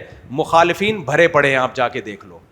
تو بہادری یہ نہیں ہے کہ فوج کی مخالفت کرو, بڑے بڑے صحافی ہیں, بہادری ہے اس وقت حمایت کر کے دکھاؤ. نہ قوم آپ کا ساتھ دے رہی ہے, جو بے وقوف لوگ ہیں, عقل مند تو ہیں, پڑھے لکھے ساتھ دیں گے آپ کا, نہ قوم ساتھ دے گی جو بے وقوف قوم. سوشل میڈیا بھی ساتھ نہیں دے گا, اور دہشت گرد آپ کے فیور میں ہو جائیں گے, کیونکہ وہ تو چاہ رہے ہیں کہ ہمیں ایسے لوگ چاہیے جو, خدا کی قسم میں اربوں روپے کما سکتا ہوں فوج کی مخالفت کر کے. آج میں فوج کی مخالفت شروع کر دوں, مجھے بیرون ملک کی ایجنسیاں اربوں روپے دیں گی, اربوں روپے, کروڑوں نہیں دیں گی, اربوں روپے دیں گی, اور تم سب میرے چاہنے والے ہو جاؤ گے, مجھے بہادری کا لقب بھی دو گے, بولے گے یہ بندہ ڈنکے کی چوٹ پہ حق بیان کرتا ہے, کسی سے ڈرتا نہیں ہے. لوگوں میں بھی بہادر بن جاؤں گا, ارب پتی بن جاؤں گا, لیکن مجھے خدا کو منہ دکھانا ہے. آپ کو پتا ہے میرے چینل کی ویورشپ بہت کم ہو گئی ہے جب سے فوج کی حمایت کی ہے میں نے, جب سے فوج کی حمایت کی, لیکن پھر بھی میں حمایت کرتا چلا جا رہا ہوں. بھاڑ میں جائے چینل ایسی کی تیسی. لوگ مجھے کہہ رہے تھے یہ ڈالر مفتی ہے. میں جب انڈیا نے جنگ شروع کی ہے نا, مودی نے, آپ کو پتا ہے بارڈر پہ گیا تھا, واگا بارڈر پہ فوجیوں کو ہم سپورٹ کرنے گئے تھے. ہمیں کسی خدا کی قسم فوجی نے نہیں کہا تھا کہ, یا آرمی چیف نے یا کسی آفسر نے کہا کہ جاؤ واگا بارڈر پہ فوجیوں کو تسلی دو, اتنے پیسے دیں گے. لا الہ الا اللہ مسجد میں بیٹھا ہوں, ہمارے دل میں خود خیال آیا, حضرت مفتی عبدالرحیم صاحب کے دل میں خود خیال آیا, یار پوری قوم نے ساتھ چھوڑ دیا ہے, جا کے ان کو تسلی دو, انڈیا نے اٹیک کی دھمکیاں دے رہا ہے, فوجیوں کا مورال بلند کرو. ہم گئے وہاں پہ, ہمیں اس کی قربانی کیا دینی پڑی, ہمارا چینل انڈیا میں بین. سب سے زیادہ ویورز ہمارے انڈیا کے تھے. اب لوگ کہہ رہے ہوتے ہیں مفتی صاحب آپ کے چینل پہ وہ ویوز نہیں آ رہے. بھائی زیادہ تر ویوز ہمیں کہاں سے ملتے تھے, انڈیا سے, وہ چینل ہی اڑ گیا. پھر آدمی کو افسوس نہیں ہوگا. اس کے بعد لوگ نیچے کہہ رہے ہیں ڈالر مفتی. ڈالر صحافی وہ ہیں جو اس وقت پاکستان کے خلاف بول رہے ہیں, ان کو باہر سے پیسہ مل رہا ہے, دبا کے پیسہ مل رہا ہے ان کو. تو شیخ ادریس رحمۃ اللہ علیہ کو شہید کیا گیا ہے بخاری پڑھانے کی وجہ سے نہیں. ہمیں حق بولنا چاہیے, ہم کیوں نہیں بول رہے لوگوں کے سامنے حق. ان کو شہید کیا ہے فوج اور پاکستان کی حمایت کی وجہ سے. اور کے پی کے میں جو عالم اس وقت فوج کی حمایت کرے گا اس کی زندگی خطرے میں ہے. تبھی ہم جو علماء کے پی کے میں ہیں ان کو کال کر کے کہہ رہے ہیں آپ فوج کی حمایت نہ کرو. اس لیے نہیں کہ ہمیں پاکستان سے محبت نہیں, اس لیے کہ ان کی زندگی خطرے میں ہے. ہم کہتے ہیں جب آپ فوج کی حمایت کرو گے آپ کو اڑا دیں گے, تو حکومت کو لازم ہے کہ آپ کو سیکیورٹی دے. حکومت تو سیکیورٹی دے نہیں رہی ہے, تو کیوں اپنی زندگی کو خطرے میں ڈال رہے ہو. تو اس لیے جو بھی پاکستان کی یا فوج کی حمایت کرے گا, گیا وہ پروگرام بڑھ گیا اس کا, تو یا تو بہت سخت سیکیورٹی لے کے گھومے جیسے مفتی عبدالرحیم صاحب گھوم رہے ہیں. مفتی عبدالرحیم کو پوری دنیا سے خطرہ ہے. جن کو تم لوگ درباری اور سرکاری اور پٹھو اور فلانا کہتے ہو, مفتی عبدالرحیم نہ عوام سے ڈرتا ہے کہ لوگ کیا کہیں گے, اور نہ وہ پیسوں کا لالچی ہے. مفتی عبدالرحیم کے پاس خدا کی قسم ایک بالی زمین نہیں ہے, کسی کے پاس کوئی جائیداد نہیں ہے. بچوں کی حالت میں جانتا ہوں, میرے شاگرد ہیں, اپنے پاس کوئی جائیداد نہیں ہے. باقی بڑی بڑی گاڑیوں میں گھومتے ہیں, وہ مجبوری ہے ان کی, بڑی گاڑیوں, مریدوں نے ان کی خدمت کی ہے, اس لیے کہ سیکیورٹی تو دینی ہے نا, یا ترنے والا بنا دیں. اور سیکیورٹی کی اتنی شدید ضرورت کیوں پیش آ رہی ہے, کیونکہ سب کو پتہ ہے یہ پاکستان سے محبت کرتے ہیں, پاکستانی فوج کو پروموٹ کرتے ہیں. لا یخافون فی اللہ لومۃ لائم, کسی ملامت کرنے والے کی ملامت کی پرواہ نہیں کرتے. کیونکہ مفتی عبدالرحیم صاحب نے جو تاریخ اور ہسٹری کا مطالعہ کیا ہے, میں اور آپ وہاں تک پہنچ نہیں سکتے. وہ کہتے ہیں وہی غلطیاں ہم دہرا رہے ہیں جو ماضی میں دہرائی گئی ہیں. یہی بغاوت پہلے ہوئی تھی بنو امیہ کے خلاف, اس کا خمیازہ بھگتا ہم نے, مسلمانوں کی فتوحات رک گئیں. پھر یہی بغاوت ہوئی بنو عباس میں, شیعہ سنی لڑائیاں ہوئیں اور جو کچھ ہوا, پھر تاتاریوں نے حملہ کیا, گئی خلافت, دوبارہ بغداد کی خلافت نہیں آئی. پھر یہی کچھ ہم نے ہندوستان میں اور خلافت عثمانیہ میں ہوا. خلیفہ ترک خلیفہ بار بار مسلمانوں کو کہتا تھا کہ یہ فرانسیسی ہیں جو تمہیں خلیفہ کے خلاف ورغلا رہے ہیں, یہ تمہاری خلافت توڑنا چاہتے ہیں, ان کی باتوں میں مت آؤ. مگر ینگسٹر فرینچ کے پروپیگنڈے میں آ گئے, خلافت عثمانیہ گئی اور دوبارہ اس کا نام و نشان ختم. مغلوں کے ساتھ یہی ہوا. تو اب وہ کہتے ہیں یہ چھوٹے چھوٹے ٹکڑے بچ گئے ہیں مسلمانوں کے, ان کو تو بچا لو. اب بھی خلافت کی تحریکیں چل رہی ہیں, خلیفہ نہیں آئے گا, جو رہی صحیح طاقت ہے اس کا بیڑا غرق ہو جائے گا. اس لیے جو خلافت کے نام پہ کہہ رہے ہیں نا اسلامی ملکوں میں خلافت قائم کرنی ہے, ان کو بولے کمبختو جاؤ انڈیا میں خلافت قائم کرو جا کے, جو خالصتاً کافر ملک ہیں. جاؤ امریکہ میں کینیڈا میں جاؤ نا, وہاں بالکل کچھ نہیں بولتے, وہاں کچھ نہیں بولتے. اور وہاں جا کے خلافت کی بات کرو, ان کی ایجنسیاں چمڑیاں ادھیڑ دیتی ہیں تمہاری, صحیح کرتی ہیں ان کے ساتھ بالکل. ان کو یہ ملک ملا ہوا ہے کیونکہ ملک اسٹیبل نہیں ہے, چاروں طرف سے اٹیک ہو رہے ہیں, بلوچستان الگ, کے پی کے میں الگ. ایسے موقع پہ بھائی فوج, اچھا کہتے کیا, فوج خود ہی کروا رہی ہے.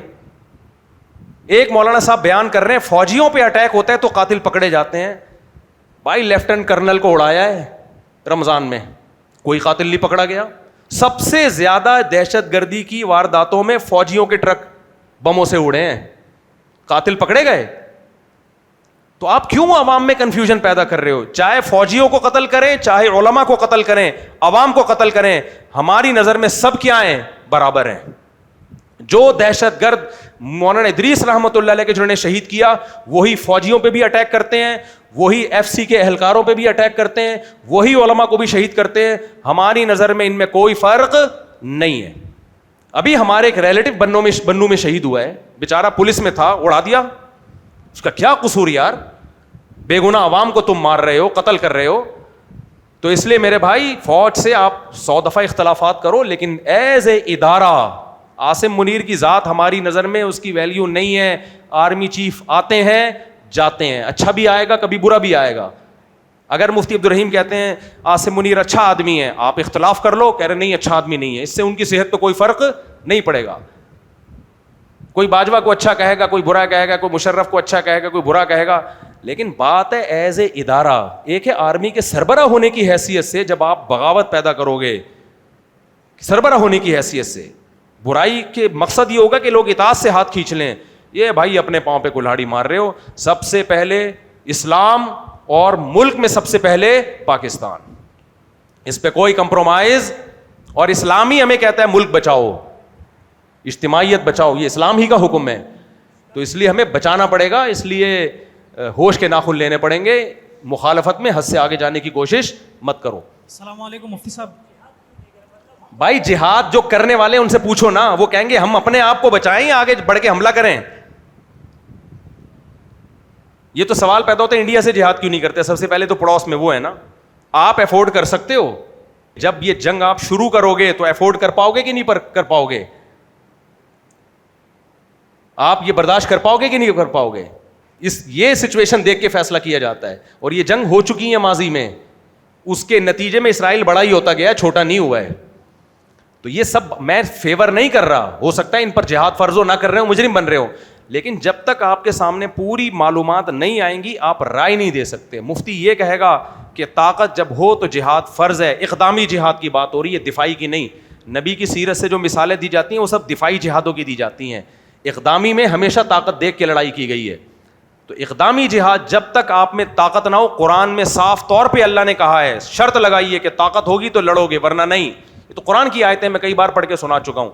تو اب آپ اپنے کنٹری کو اس حیثیت سے دیکھو کہ آپ کے اپنے کنٹری میں بلوچستان ٹوٹنے کی باتیں ہو رہی ہیں, اور ادھر کے پی کے میں جو دھماکے خوارج لوگ کر رہے ہیں, آپ کے فوجی بھی جا رہے ہیں اس میں. زیادہ قربانیاں تو یہ بیچارے رنگ روٹ فوجی دے رہے ہیں. ایف سی کے اہلکار بھی شہید ہو رہے ہیں, آپ کے علماء بھی شہید ہو رہے ہیں. آپ کے اس کنڈیشن میں آپ مشورہ دے رہے ہو کہ اٹھ کے دھماکہ کر دو وہاں پہ. تو وہی بات ہو گئی. میں جو واقعہ سناتا ہوں نا, ایک حکیم نے چورن دیا کہ بھینس کو کھلاؤ. ایک آدمی کی بھینس کو قبض ہو گیا, حکیم نے کہا یہ جمال گوٹا چورا کر کے بھینس کو کھلاؤ. اس نے کہا کھلاؤں کیسے, وہ تو منہ سے نکال دیتی ہے. اس نے کہا پائپ ڈالو بھینس کے منہ میں, اور ادھر منہ میں پائپ رکھ کے دوا ڈالو اور پھونک مارو زور سے. دوا چلی جائے گی اس کے پیٹ میں. کچھ دن بعد حکیم صاحب آئے, پتہ چلا وہ بندے کا تو انتقال ہو گیا. تو لوگوں سے پوچھا بھائی پائپ منہ میں رکھا تھا؟ انہوں نے کہا ہاں رکھا تھا. پھونک ماری تھی؟ کہنے بھینس نے پہلے مار دی تھی, بھینس نے پھونک پہلے مار دی تھی. السلام علیکم. تو پاکستان یہ جنگ افورڈ کر پائے گا کہ نہیں کر پائے گا؟ کیونکہ یہ ایک ملک کی بات نہیں ہوتی, پھر ایک پوری ایک عالمی جنگ شروع ہوتی ہے اس سے. پاکستان ابھی بھی اس جنگ میں ان ملکوں کا ساتھ دے رہا ہے جو اسرائیل, ایران جو اتنی بدماشی دکھا رہا ہے نا, پیچھے کون ہے؟ پاکستان کی سپورٹ ہے, پاکستان کی سپورٹ ہے پیچھے.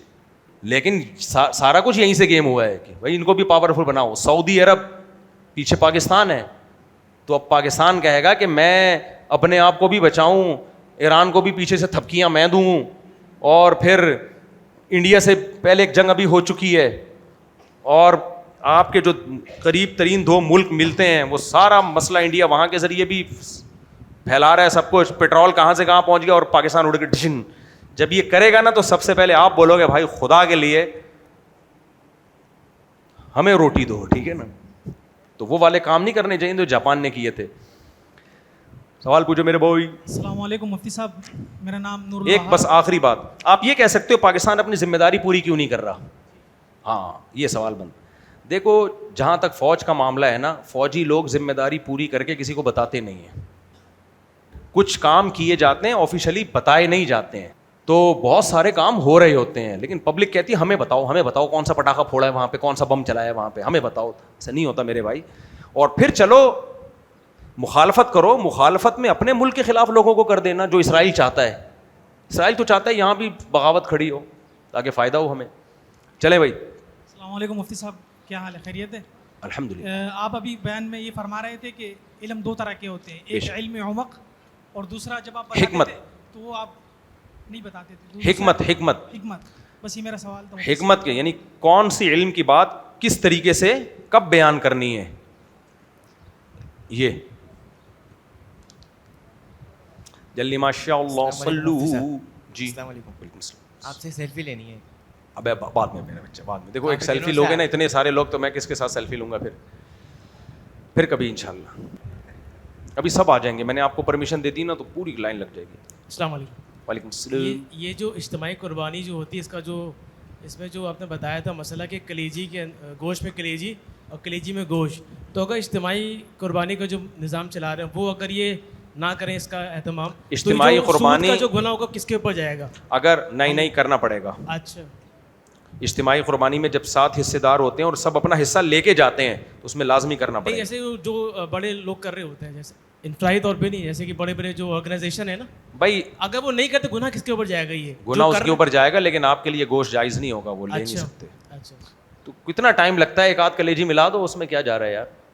ہاں جو وقف قربانیاں ہوتی ہیں ان میں تو حصے ہوتے ہی نہیں نا, وہ تو ایسے ہی بٹ رہا ہوتا ہے. السلام علیکم مفتی صاحب. وعلیکم السلام. مفتی صاحب بہت دور سے آئے, ملاقات کرنی ہے. ہائے میرے بچے, اتنے لوگ ملاقات کریں گے تو میں کسی سے ملاقات کے قابل رہوں گا؟ کہاں سے آئے ہو؟ جاپان سے آئے ہو؟ آپ کہاں سے آئے ہو؟ چل ان سے اور یہ 2 بھی آ جائیں جن کو جو میں نے پرمیشن دی ہے, ان کے علاوہ کوئی نہ آئے بس. مفتی صاحب آپ کی ایک کریکشن کروانی ہے جی. کہ آپ نے ابھی بیان میں کہا ہے کہ امریکہ کی کرکٹ ٹیم نہیں ہے, لیکن آپ ماشاءاللہ ہمارے ہیرو ہیں اور بہت سارے انٹرنیشنل لیول پہ بھی آپ بات کرتے ہیں, لیکن امریکہ کی بہت اسٹرانگ یعنی کرکٹ ٹیم ہے, تو اس میں آپ کو بتانا تھا کہ ان کی, اور پاکستان کو بھی ہرا چکی ہے وہ. امریکہ کی کرکٹ ٹیم جی اس سال؟ جی سر اس سال نہیں, بہت سارے پہلے بگڑ گئے ہوں گے بیچارے. اچھا سر, دوسرا یہ ہے کہ پاکستان کو ہرانا تو کوئی کمال نہیں ہے. بہرحال جنگ میں پاکستان کو ہرانا مشکل ہے, کرکٹ میں تو پاکستان نے نظر سے بچنے کے لیے ہر دفعہ ہاتھ ہارتا ہی ہے. سر آپ ہمارے ہیرو ہیں انٹرنیشنل لیول. نہیں میں ہیرو نہیں ہوں بھائی. وہ کہتے ہیں مولویوں کو کچھ پتہ ہی نہیں ہے, آج داڑھی ٹوپی رکھ لینا. اچھا چلو بیان سے میں یہ بات ہٹوا دوں گا. صحیح ہے. اچھا سر, دوسرا ایک سوال تھا میرا آپ سے کہ آج آپ نے بات خود ہی کر دی کہ جو علماء ہیں وہ آپس میں اتفاق نہیں کر رہے اور یہ وہ سارا, لیکن سر ہمارے علماء بھی جو علماء دیوبند ہیں ایک ہی جگہ سے, مثلا کوئی کہتا ہے شوال کے روزے رکھے, کوئی کہتا ہے نہیں رکھے. فقہ کی بات نہیں میں کر رہا, میں تو ایک ہی یعنی فرقے مکتب کی بات کر رہا ہوں. سر اس میں ہم کس کو فالو کریں؟ صرف مفتی ظفر علی صاحب کہتے ہیں کہ نہیں رکھو, باقی ساری دنیا کے سارے علماء کہتے ہیں شوال کے روزے رکھو. تو حضرت مفتی ظفر علی صاحب رحمہ اللہ تعالیٰ، اللہ ان کی مغفرت فرمائے، ان کے درجات کو بلند فرمائے، ان کے تفردات مشہور ہیں. اس لیے میں کہتا ہوں ادارے کے فتوے کو فالو کرنا چاہیے، کسی فرد واحد کے فتوے کو نہیں. وہ تو اسٹرابری کو بھی حرام کہتے تھے، وہ کہتے تھے وطر کے بعد نوافل ہی حرام ہے، وہ کہتے تھے تراویح کے بعد تہجد ہی جائز نہیں ہے. میں نے خود ان کی مسجد میں سیروزہ لگایا ہے، مکروہ وقت میں اشراق وہ پڑھاتے ہیں طلبہ کو، میں نے خود دیکھا ہے یہ. تو قابل احترام، اللہ ان کے درجات بلند کرے، جو اللہ نے ان سے دین کی خدمت لی وہ قبول کرے، لیکن ان کے تفردات ہیں، پوری قوم سے ہٹ کے کچھ مسائل ہیں. اور تراویح کی اجرت کو بھی انہوں نے جائز لکھا ہے، لیکن جتنے، اس لیے ایسے موقع پہ فتویٰ ادارے کا لیا جائے گا. جامع الرشید سے لیں، دارالعلوم کورنگی سے لیں، بن نوریہ سے لیں، بن نوری ٹاؤن سے لیں، جامعہ اشرفیہ سے لیں، اداروں کے فتوے چلتے ہیں. ایسے اشخاص کی بات کی ویلیو نہیں ہوتی. تو وہ کنفیوژن جو انہوں نے پیدا کی ہے وہ ان کی ذاتی رائے ہے، ورنہ فتویٰ فقہ حنفی میں اسی پر ہے کہ شوال کے 6 روزے سنت ہیں. اب باقی وہ جو کہتے ہیں امام حنیفہ نے لکھا ہے، دیکھو امام حنیفہ نے تو یہ بھی لکھا ہے کہ عقیقہ بھی منسوخ ہے. امام حنیفہ نے تو یہ بھی ہے کہ نماز استسقاء نہیں ہے جو بارش کی نماز ہے. تو صرف یہ دے دینا، کہہ دینا کہ امام حنیفہ نے لکھا ہے. بات یہ کہ فقہ حنفی میں فتویٰ کس قول پر ہے. فقہ حنفی صرف امام ابو حنیفہ کے اقوال کا نام نہیں ہے، فتویٰ کس قول پر ہے. تو وہ مفتی کو پتہ ہوتا ہے کہ بھئی یہ قول متروک ہے، یہ اس قول پر عمل نہیں کیا جائے گا. امام ابو حنیفہ تو یہ بھی کہتے ہیں اور ماں بچے کو 2.5 سال تک دودھ پلا سکتی ہے، لیکن فقہ حنفی میں فتویٰ کیا ہے؟ 2 سال کے بعد نہیں پلا سکتی. تو فقہ حنفی کو اگر کوئی فالو کر رہا ہے تو پوری دنیا میں وہ ایک ہی رائے ہوگی. تو اس لیے اس میں حضرت مفتی ظفر علی صاحب 100 دفعہ احترام، لیکن ان کی یہ رائے معتبر نہیں ہے، ان کے تفرد ہیں. تو اس سے کنفیوژن کیوں پیدا ہو رہی ہے؟ آپ دیکھو کسی بھی دارالفتہ سے، دارالعلوم دیوبند سے فتویٰ لو، سب کے نزدیک تراویح کی اجرت ناجائز ہے. تو اس لیے ایسے انڈیویجولی کوئی رائے سامنے آ جائے اس کی کوئی حیثیت نہیں ہے. لوگ میرے بارے میں کہتے ہیں آپ کی تو بھی تو کچھ انفرادی آ رہا ہے. کون سی رائے میری انفرادی ہے بتا دو بھائی. میری کوئی رائے ایسی نہیں ہے جو میں نے پوری امت سے ہٹ کے کوئی رائے رکھی ہو. عاملوں کو میں پہلے بھی گالیاں دیتا تھا، آج بھی دوں گا، کل بھی انشاءاللہ دوں گا.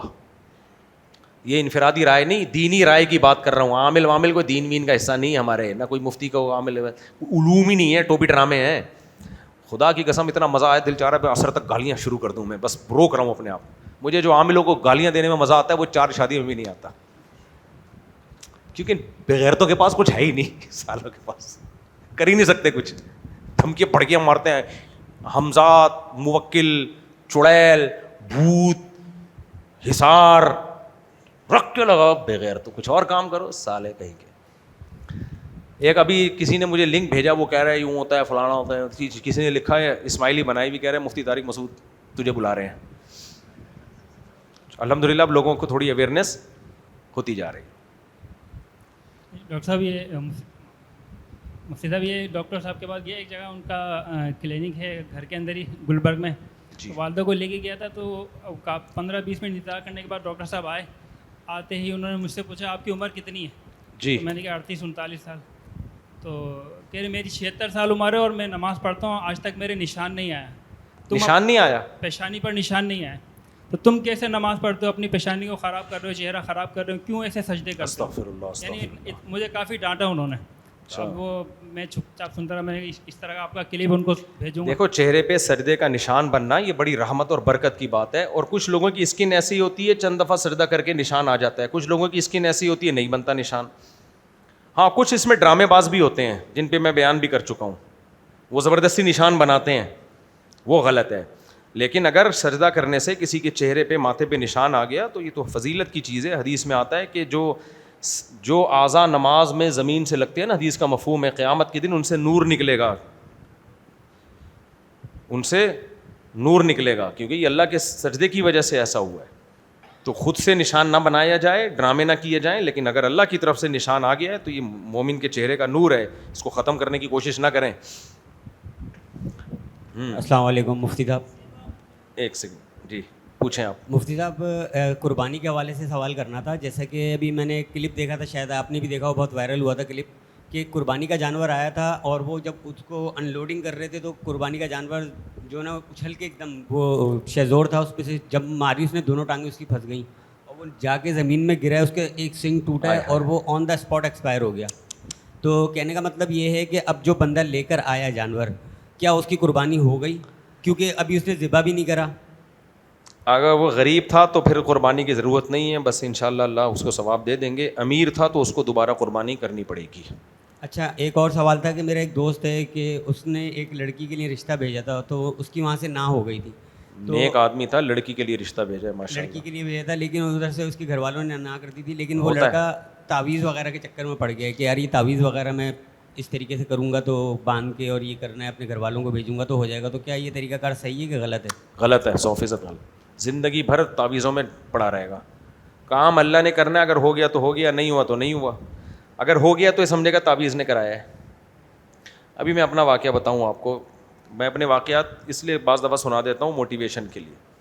میں بھی ایکسرسائز کر رہا تھا.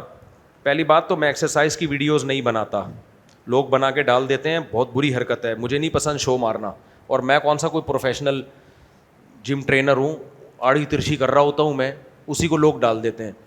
ایک ابھی ڈپس کی آئی ہے, غلط طریقے سے میں پش اپ کر رہا ہوں, غلط طریقے سے, مجھے خود پتہ بھی ہے, لیکن ویڈیو بنا کے ڈال دی کسی نے اور کہا ہمارے موٹیویشنلسٹ ماشاء اللہ مفتی صاحب اور کتنی اچھی. چھچور پنا ہے یار, آپ ورزش کر رہے ہو کر لو, دنیا کو کیوں دکھا رہے ہو, لیکن لوگ ڈال دیتے ہیں. ابھی ہوا یہ کہ تقریباً 1 مہینہ پہلے یوگا کرتے ہوئے میری کمر کڑاکا آیا, ٹائٹ والا. کیا آ گیا؟ کڑاکا. جاگنگ کی میں نے, بھاگا دوڑا, بش اپ سب کیے. یوگا میں نا مڑ جاتے ہیں نا, تو ضرورت سے زیادہ مڑ گیا میں. اور پھر اس کے اگینسٹ میں نے فوراً کی, جو میری غلطی تھی, نہیں کرنی چاہیے ایسے, اس کے خلاف ہے یہ. کمر میں آیا کڑاکا. جب کڑاکا آیا تو اتنا خطرناک زندگی میں نہیں آیا. 3 ہفتے تو میں اٹھ ہی نہیں پا رہا تھا. پچھلے ہفتے بھی میں نے پتا ہے نا بیٹھ کے جمعے کی نماز پڑھی تھی. اتنا خطرناک کڑاکا آیا میرے, چلنا پھر رہا ہوں. میں مایوس ہو گیا کہ میں سیدھا نہیں ہو سکتا شاید کبھی بھی. خیر میں نے علاج کرایا. جو مل رہا ہے مجھ سے کہہ رہا ہے مفتی صاحب ایسے موقع پہ جو بچہ الٹا پیدا ہوا وہ نا اس سے ٹانگ رکھوا لو کمر پہ. نمازی بھی دیندار بھی. ایک صاحب تو آ گئے کہ وہ الٹے پیدا ہوئے تھے, کہہ رہے ہیں یہ پاؤں رکھیں گے دیکھنا صحیح ہو جائے گا, یہ ٹوٹکے ہیں. میں نے کہا میں نہیں کروں گا بھائی, مر جاؤں گا, میں نہیں کروں گا. ہمارے رفیع بھائی ماشاء اللہ کتنے لمبے سوال پوچھتے ہیں. کسی نے نیچے کمنٹس میں لکھا ہوا تھا, کسی اور کو بھی اسکرین شاٹ لے کے ہم نے رفیع بھائی کو بھیج دیا. آج نہیں آئے اسی وجہ سے. میں نے کہا رفیع بھائی دوسروں کا بھی ٹائم ہوتا ہے, آپ بہت لمبا کھینچ لیتے ہو سوال کو. خیر محبت والے آدمی ہیں, لیکن یہ سوال بہت کھینچ لیتے ہیں, دوسروں کا ٹائم ختم ہو جاتا ہے. رفیع بھائی نے مجھے کہا مفتی صاحب آپ کیوں ڈاکٹر سے دوا لے رہے ہو, انجیکشن لگوا رہے ہو, کیا مسئلہ ہے؟ وہ فلانا محلے میں ایک ہے الٹا پیدا ہوا تھا, بس ایک پاؤں رکھے گا صحیح ہو جاؤ گے آپ. بار بار میرے پاس کالز آ رہی ہیں, میسج آ رہے ہیں. اور بھی اس دن میں دفتر میں بیٹھا ہوں, ہمارے محلے میں ایک صاحب الٹے پیدا ہوئے تھے, وہ آ گئے, تبلیغ والے لے کر آئے. کمال کی بات, جو کہتے ہیں اللہ سے ہوتا ہے اللہ کے غیر سے نہیں ہوتا, وہ تبلیغ والے لائے اس کو, وہ خود بھی تبلیغ میں ہے. میں نے کہا ایک تو کم وقت پیدا الٹا ہوا, اس سے کام بھی الٹے کر رہا ہے, تو شرم سے ڈوب کے مر جانا چاہیے کہ تم الٹے کیوں پیدا ہوئے. تو وہ آئے ہیں کہ جی میں پاؤں رکھوں گا ٹھیک ہو جاؤ گے. اچھا میں تو بیٹھا نہیں جا رہا تھا, اتنی شدید تکلیف میری زندگی میں نہیں کبھی ایسے ہوا, لیکن وہ جب میں مڑا ہوں نا کچھ زیادہ ہی مڑ گیا. اور پھر مڑنا کے بھی مسئلہ نہیں ہے, اس کے اگینسٹ جو ایکسرسائز ہوتی ہے نا وہ 1 منٹ کا وقفہ ہونا ضروری ہے. میں نے جلد بازی میں وہ فوراً ہی کر لی, تو ظاہر ہے مسل چڑھ گئے, وہ ہلا دیا اس کو. ٹیسٹ ویسٹ ہوئے, MRI, پتہ چلا جی وہ کچھ سویلنگ آ گئی ہے. خیر بہت تکلیف ہے, اللہ تعالیٰ مجھے شفا دی, میں تو مایوس ہی ہونے لگا تھا. میری عادت ہے اپنی بیماریاں نہیں بتاتا میں لوگوں کو. اب یہاں رفیع بھائی کہہ رہے ہیں امام صاحب کے لیے دعا کرو, اللہ امام صاحب کو صحت دے. میں نے کہا میرے لیے دعا نہیں کروانا, میں خود اللہ سے کر لوں گا دعا, گھر والوں کو بتائے. اپنی بیماریاں کیوں دنیا کو بتائے آدمی, سارے طرز کھائیں گے, فون کریں گے, ہائے ہائے ہائے, اچھا نہیں لگتا. آپ کے اندر کوئی مسئلہ آ گیا اللہ سے کرو, بس اپنے گھر والوں کے ساتھ شیئر کرو, باقی نہیں. یہ جو بیمار ہو کے لوگ دعائیں کرواتے ہیں نا اپنے لیے, مجھے اچھا نہیں لگتا. یہ اپنے عیب اگر کوئی, یہ بھی ایک اللہ کی طرف سے آزمائش ہے, چھوڑ دو. ہر آدمی بیمار ہوتا ہے بھائی. وَإِذَا مَرِضْتُ فَهُوَ يَشْفِينِ, پیغمبروں کو بیماریاں آئی ہیں, پریشانی آئی ہیں, ہمیں بھی آ گئی. اب دنیا میں ڈھنڈورا پیٹیں, سارے کمنٹس میں پھر دعائیں مانگ رہے ہوں. دیکھو ایک عربی نے بڑی پیاری بات کہی ہے, جملہ یاد رکھو. کہتے ہیں رہبوتک خیر من رحموتک, لوگ تم سے ڈریں تمہارے ظلم کی وجہ سے، یہ بھی غلط ہے، لیکن اس سے زیادہ غلط یہ کہ تم مظلوم بنو اور لوگ تم پہ ترس کھائیں. بہت گہری بات ہے، لیول سے اوپر کی بات ہے. دو غلط چیزوں میں کمپیئر کر رہا ہے. آپ لوگوں پہ ظلم کرنا شروع کر دو، لوگ آپ کے خوف سے ڈرنا شروع ہو جائیں. اچھا کام ہے برا کام ہے؟ بری عادت ہے نا کہ ظلم کی وجہ سے لوگ ڈر رہے ہیں، آپ کی طاقت کی وجہ سے کانپ رہے ہیں، بری بات ہے. لیکن آپ کمزور ہو اور لوگ ترس کھانا شروع کر دیں، ہائے ہائے ہائے بیچارہ، ہائے ہائے ہائے بیچارہ، وہ کہتا ہے یہ زیادہ برا ہے. اس سے بہتر ہے ظالم بن کے ڈرا دیتے، وہ بھی برا ہے. لیکن یہ جو مظلوم بن کے ترس کھا رہے ہیں نا لوگ تم پہ، یہ زیادہ برا ہے. کیونکہ اس لیے زیادہ برا ہے کہ اب آپ گویا مخلوق کی نظروں میں گویا بھیک مانگ رہے ہو رحم کی. تو ہمارے حضرت مفتی رشید احمد صاحب کی عادت تھی کہ اپنی بیماری بھی لوگوں کے سامنے ظاہر نہیں کرتے تھے، اپنے گھر والوں اور بس اللہ کے سامنے. تو میری کمر اکڑ گئی تھی، تو میرے لیے بڑا مسئلہ ہو گیا، سیدھا ہی نہیں چلا جا رہا. اب میں نے کہا یار میں ٹیڑھا میڑھا چلوں گا، ویڈیو آئیں گی، لوگ ترس کھائیں گے، دعائیں، ہائے مفتی صاحب مسجد میں دعائیں، چھوڑو یار مر جائے زیادہ اچھا ہے آدمی. اللہ ویسے تو بچائے، ایسا نہ ہو فرشتہ سن کے بولے چلو میں نے دعا قبول کر لی. خیر، تو اب تو میں ٹھیک ہو گیا، تو اب آپ کے سامنے بتا رہا ہوں اس کا، ورنہ میں نے بتایا بھی نہیں کسی کو، یہاں پہ دعا بھی نہیں. ہم دعاؤں کے محتاج ہیں، لیکن کیوں دنیا کو ڈھنڈورا پیٹیں کہ یہ ہو گیا تو فلانا ہو گیا تو ڈمکانا ہو گیا. سب کے ساتھ سب کچھ ہوتا ہے بھائی. تو میں نے نہیں الٹا پاؤں رکھوایا. اب کیا ہوا، 3 ہفتے ہو گئے تھے میرا یہ مرض ٹھیک نہیں ہوا، علاج کرا کے فزیو تھراپی بھی، اور تیسرے ہفتے میں جو آخری دن جو میری طبیعت خراب ہوئی ہے نا، وہ ریکارڈ توڑ خراب ہوئی ہے. یعنی پچھلے ہفتے کے جو 3 ہفتے گزرنے والے تھے، اتنا شدید درد ہوا کہ بس مجھے لگا کہ یہ درد 2 دن رہا نا تو میں شاید موت کی دعائیں مانگنا شروع کر دوں گا. یہ حالت ہو، فون آ رہے ہیں ایک دفعہ الٹے والے کو رکھوا لو. ایسے موقع پہ آدمی کہتا ہے یار کیا جا رہا ہے، کیا جا رہا ہے. ساری دنیا کہہ رہی ہے الٹا پیدا ہوا آدمی پاؤں رکھے گا اور ٹھیک ہو جاؤ گے، تو ٹرائی کرنے میں کیا جا رہا ہے. میں نے کہا نہیں، میں نے کہا اگر میں ٹھیک ہو گیا نا، یہ لوگ ان کا غلط چیز پہ ایمان مضبوط ہو جائے گا اور یہ کہیں گے دیکھو مفتی طارق مسعود صاحب کی کمر ٹیڑھی ہو گئی تھی، الٹے پاؤں والے نے رکھا ہے، الٹے پیدا ہوئے نے رکھا، ٹھیک ہو گئی. جو آخری دن مجھے تکلیف ہوئی ہے وہ میں جانتا ہوں اور اللہ جانتا ہے. نہ لیٹا جا رہا ہے، نہ کروٹ لی جا رہی ہے، ہلا بھی نہیں جا رہا. اور بجائے بیماری کم ہونے کے، میں نے ڈاکٹر جو میرے علاج کر رہے ہیں، میں نے کہا ڈاکٹر صاحب 3 ہفتوں میں وہ پوزیشن نہیں ہوئی ہے جو آج ہوئی ہے. 3-4 گھنٹے تکلیف کے بعد پھر وہ پین کلر کا کوئی انجیکشن لگوائے میرے، اس کے بعد سے آرام آنا شروع ہوا. 2-3 دن میں بالکل فٹ فاٹ. میرا دل چاہ رہا اٹھا کے میں لوگوں کو کک ماروں، اور جو بھی الٹے پیدا ہوئے ہیں نا ان کو جا کے ٹھڈے ماروں میں جا کے. اللہ نے شفا دے دی، اللہ کے اختیار میں ہے، ٹھیک بالکل فٹ ہو گیا الحمدللہ. اور چنگیزی صاحب کو بھی اللہ جزائے خیر دے، انہوں نے دعا کی تھی میرے لیے، اور نفل منت مانی تھی انہوں نے کہ میں نے منت مانی ہے کہ آپ ٹھیک ہو گئے تو میں اتنی رکعت نفل پڑھوں گا. کھڑے ہوئے ہیں، اللہ ان کو یہ کرنے کا کام ہے، دعا یا اس طرح سے. تو میں نے ساتھیوں سے کہا اللہ نے کتنی بڑی آزمائش سے نکالا. اگر آج رات اس شدید تکلیف میں الٹے پیدا ہوئے ہوئے آدمی سے پاؤں رکھوا لیتا، کیونکہ میں جب فجر میں اٹھا ہوں نا انجیکشن لگوا کے، تو مجھے لگا کہ میں 90% ٹھیک ہو گیا ہوں، یعنی اچانک بس ٹھیک ہوا ہوں میں، اللہ نے ٹھیک. اور 10% 2 دن میں اب بالکل فٹ فاٹ. اللہ آپ لوگ کی نظر سے بچائے بس. میں نے کہا یار اس رات جو اتنی آزمائش میں تھا کہ 3 ہفتے علاج کر کے بھی فائدہ نہیں ہوا، تو ایسے موقع پہ آدمی کو وسوسہ آ جاتا ہے کہ الٹا پیدا ہوا بلا لو، اور وہ پاؤں رکھ دیتا اور میں صبح فٹ فاٹ اٹھتا، تو میرے ذہن میں وسوسہ آ جاتا ہے کہ یہ ٹوٹکا صحیح ہے. اس لیے میرے بھائی ایسا ہی ہوتا ہے.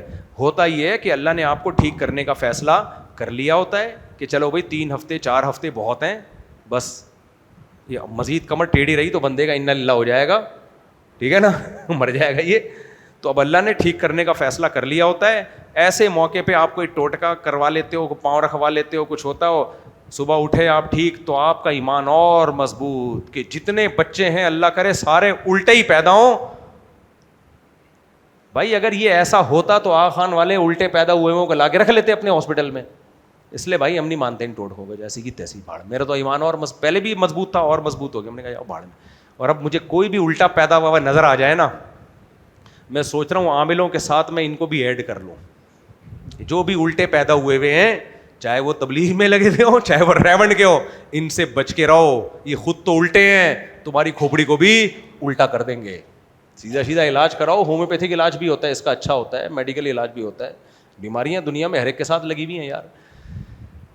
اور نبی صلی اللہ علیہ وسلم کو ایک شخص نے بتایا کہ میں کبھی بیمار نہیں ہوا. آپ نے فرمایا یہ منافق ہے. آپ نے کیا فرمایا؟ منافق. کیونکہ اللہ کی طرف سے تکلیفیں آتی ہیں اور انسان کو اس کی اوقات یاد دلاتی رہتی ہے. مجھے جو اپنی اوقات یاد آئی ہے نا, کیونکہ اس سے پہلے میری ویڈیوز آ رہی ہیں, ٹنٹ پل رہے ہیں, یہ وزن اٹھا رہے ہیں, یہ تکڑ تکڑ دوڑ رہے ہیں, یہ ہو رہا ہے, وہ ہو رہا ہے, فلانا ہو رہا ہے. اس کے بعد میں جو لیٹا ہوں نا, وہ ویڈیو دیکھ دیکھ کے میں کہتا ہوں یار یہ دیکھو, نہ ہلا جا رہا ہے, نہ کروٹ لی جا رہی ہے. نماز کرسی پہ بیٹھ کے کتنا مذاق اڑایا کرسی والوں کا. زمین پہ بھی نہیں پڑھی جا رہی تھی کیونکہ اٹھتے ہوئے اتنی کروٹیں لے کے اٹھنا پڑ رہا تھا. میں خود کرسی پہ بیٹھ کے 2 ہفتے میں نے نماز پڑھی ہے. اور کہیں پبلک پلیس میں کسی, جیسے ہاسپٹل جا رہا ہوں نا, اب لوگ کھڑے ہوئے ہیں, ان کے سامنے مجبوراً سیدھا چل رہا ہوں. اتنی تکلیف میں سیدھا چل رہا ہوں کہ وہ کوئی دیکھنے لے, ویڈیو بنا کے ڈال دے گا, سب ترس کھانا شروع کر دیں گے. مجھے اچھا نہیں لگ رہا کہ لوگ میرے اوپر ترس کھائیں. کیا خیال ہے بھائی؟ ہم تو یہی چاہتے ہیں لوگ نہ ترس کھائیں. اللہ دیکھے اپنے گھر والے تو وہ تو بچے اپنے ہی ہوتے ہیں, ان کو سامنے آدمی چیخو پکار کر سکتا ہے. تو پبلک کے سامنے آدمی فٹ فاٹ ہی رہے. اور الٹے پیدا ہوئے وہ کی ایسی کی تیسی. تو سب کے ساتھ سب کچھ ہوتا ہے, بیماریاں بھی آتی ہیں, شفا بھی آتی ہے. اللہ پر ایمان اور مضبوط ہو جاتا ہے. اللہ نہ نکالتا اس ٹینشن سے تو کتنی بڑی مصیبت تھی یار. تو اپنی اوقات یاد دلانے کے لیے نا اللہ بتاتے رہتے ہیں, تم بیٹا 4 بھی کر لو, دوڑو بھی, 2 سیکنڈ لگتے ہیں, تھوڑا سا اسکرو میں نے کمر کا دائیں بائیں کر دیا نا, گیا, چیخیں نکل جاتی ہیں انسان کی. وعلیکم السلام. آپ تو الٹے پیدا تو نہیں ہوئے تھے؟ بس پھر صحیح ہے. آپ کو بھی میری طرف سے عید مبارک. 2 بچے ہیں, سیدھے پیدا ہوئے ہیں الٹے پیدا ہوئے ہیں؟ سیدھے پیدا ہوئے, پھر ٹھیک ہے. اب بتائیں, حقوق پورے نہیں ہوتے؟ نہیں چلے کے لیے ضرور جائیں, لیکن بچوں کا خیال کر کے جائیں نا, بچوں کو چھوڑ کے نہیں جائیں. بچوں کا خیال کریں, مطلب بیگم کو پیسے ویسے دے کے جائیں کہ ان 2 بچوں کو پیمپر شیمپر یہ وہ, پھر تو جا سکتے ہیں. ہاں, الٹا بچہ پیدا ہو تو بتانا مجھے. السلام علیکم. زندہ آباد, ماشاء اللہ. 3 شادیاں بھائی کی. مفتی صاحب السلام علیکم. 2 فوت ہو چکی ہیں, ابھی نہیں ہے. ایسی شادی کو نہیں, میں نہیں مانتا. ابھی پچھلے ہفتے ایک صاحب ملے, میں نے 8 شادیاں کی ہیں. میں نے کہا ہیں کتنی؟ کہہ رہے ایک بھی نہیں ہے. کہہ رہے ایک تھی وہ مر گئی, دوسری کی اس کو طلاق ہو گئی, تیسری کی وہ مر گئی, چوتھی کی اس کو طلاق ہو گئی, 5ویں کی اس کو طلاق ہو گئی, 6ٹھی کی اس کو طلاق. ابھی ملے تھے. میں نے کہا یہ کون سی شادی ہے, ایسے تو 18 کر لو. تو یہ والی واپس شاباشی ساری واپس, وہ حاضر سروس ہوں. بعد میں بس یار, بس بہت ہو گیا میرا خیال ہے. تو بس یار ان کو ایک سوال پوچھنے دیں, کافی دیر سے مائک پکڑ کے کھڑے ہوئے ہیں. چل رہا ہے. 2 سوال تھے میرے. اگر میری عید کی نماز نکل جائے تو کیا قربانی جائز ہوگی؟ ہاں, قربانی اگر شہر میں عید کی نماز ہو گئی ہے تو بھی قربانی جائز ہے. بے شک آپ کی نماز نکل بھی گئی ہو, گناہ ملے گا آپ کو, لیکن قربانی ہو جائے گی. اور دوسرا سوال, اگر میری بہن UK میں اور وہاں ایک عید بعد ہو رہی ہے تو وہ مجھے وکیل بنا کے اپنا حصہ UK میں ہے جی, تو عید ایک دن بعد ہوگی, تو پھر اس کی قربانی یہاں پر ایک دن بعد ہی ہوگی. دیکھو میں نے شاید غلط مسئلہ بیان کر دیا جلد بازی میں, اس کی کریکشن کر لیں. جس ملک میں جو بندہ قربانی کر رہا ہے, جیسے کوئی UK میں ہے اور قربانی پاکستان میں کر رہا ہے, تو وہاں بھی عید کا دن ہونا ضروری ہے, یہاں بھی ضروری ہے. یہ مسئلہ ایسے ہے. میں نے شاید یہ بیان کر دیا ہے کہ وہاں بھی عید کی نماز ہو چکی ہو, یہاں بھی نماز ہو چکی ہو. مسئلہ ایسے نہیں ہے. وہاں صبح صادق ہو چکی ہو, اتنا بھی کافی ہے. عید کی نماز وہاں ہونا ضروری ہے جہاں جانور کٹ رہا ہے. تو اس لیے یورپ امریکہ میں کوئی شخص اگر پاکستان میں قربانی کر رہا ہے تو یہ ضروری ہے کہ وہاں 10 ذی الحجہ کی صبح صادق ہو چکی ہو, بس اتنا کافی ہے. لیکن یہاں یہ ضروری ہے کہ عید کی نماز ہو چکی ہے, جو کہ لازمی ہو ہی چکی ہوتی ہے کیونکہ وہ دیر سے وہاں پر ہے نا ٹائم. تو یہ ضرور, وہاں عید کی نماز کا ہونا ضروری نہیں ہے. اگر مجھے وکیل بنا دیں تب بھی نہیں ہوگی؟ وکیل بنائیں یا کچھ بھی بنائیں, کیونکہ وہ جو اصل بندے کی بقرعید شروع نہیں ہوئی تھی اس کی قربانی کیسے ہو جائے گی یہاں پہ. چلیں بھائی, میرا خیال ہے کافی ہو گیا. اللہ تعالیٰ جزائے خیر دے آپ سب کو.